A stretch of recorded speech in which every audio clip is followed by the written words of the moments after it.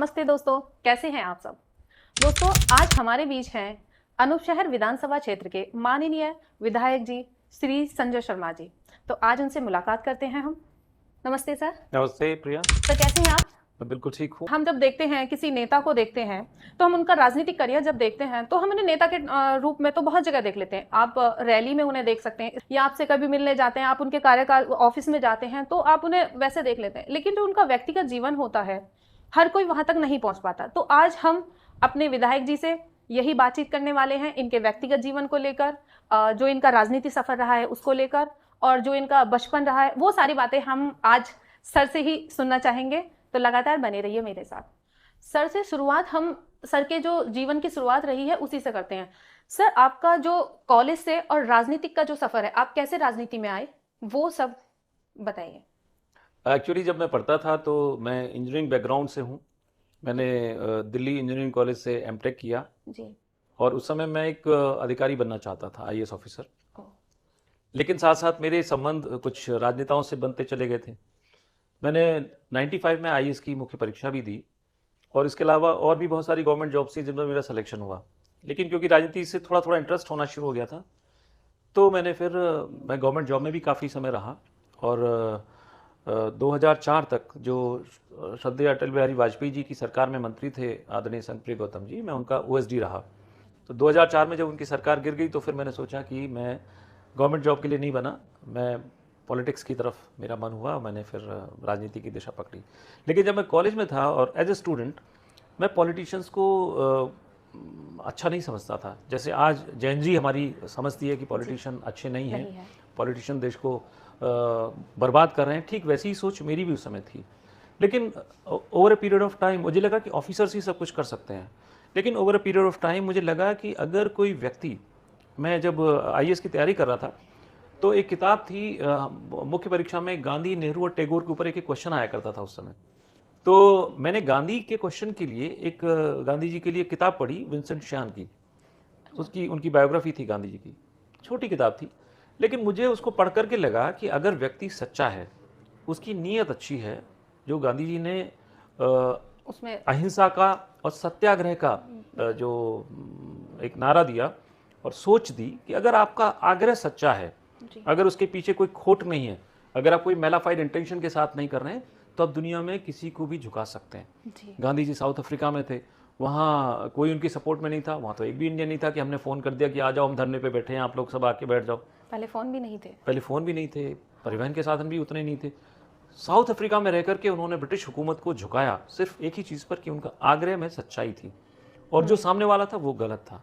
जब हम अकेला आदमी भी, मुझे फिर उसके बाद यही हुआ कि अकेला आदमी भी चाहे तो कोई भी परिवर्तन ला सकता है, बशर्ते कि उसकी खुद की नीयत अच्छी हो और उसका आग्रह में सच्चाई हो।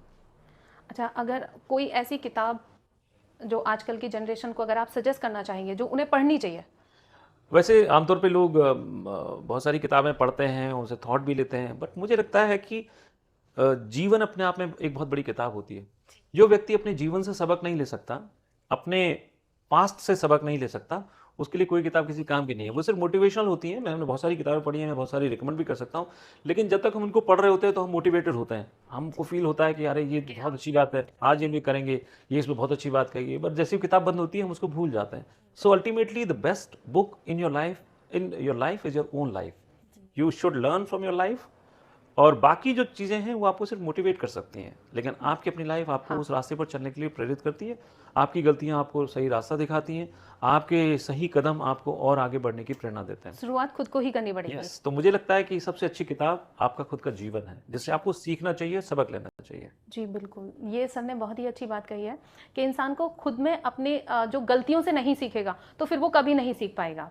ये बहुत ही अच्छी बात है और आजकल की जनरेशन के लिए तो ये बहुत ही जो काम का टॉपिक है, आपको सुनने वाला है, आपको इस पर अमल करनी चाहिए। अच्छा सर, आपका जो फैमिली बैकग्राउंड राजनीति में नहीं है या है?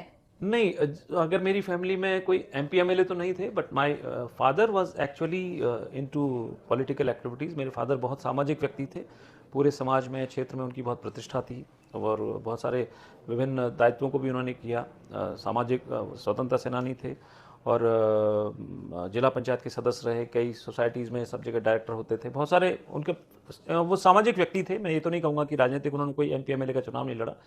तो चर्चाएं और माहौल उसी तरह का दिमाग में था। शुरू से देखा है आपने? यस। अच्छा, शादी के बाद राजनीति में आए थे या शादी से पहले?